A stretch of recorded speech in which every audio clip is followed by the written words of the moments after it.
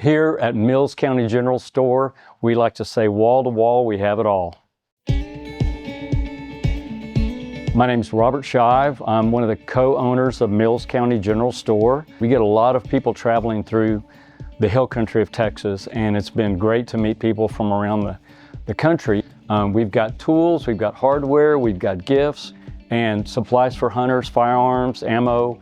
But I think people would be surprised to know that we have an incredible paint department. We started discussing the purchase of the store in the summer of 2024. And crazy as it sounded, we thought we'd give it a shot. The building was built in 1892. The store has been here since the early 1900s. After purchasing this store this April, we took the drop-down ceiling down that was put in the 1970s and went back to the original beadboard ceiling.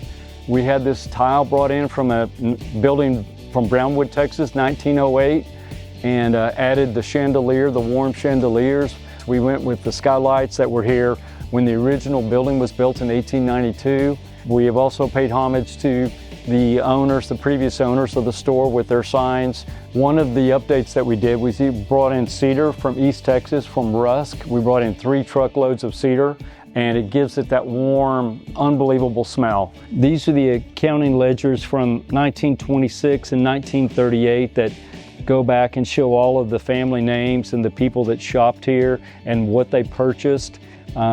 We've got the pictures of this case from 1932, 1976. We've had customers come in the store with some incredible stories when they were younger. We had a 90-year-old lady come in, and she remembers getting candy right over here. We've been super, super thrilled with the support we've got from the community. And that is far and away my favorite part of this whole experience. This store has been the center of this community for 100 years. So to hear some of the stories and to be able to continue that service, it's been an honor to be able to bring it back to life, to bring it back into the community.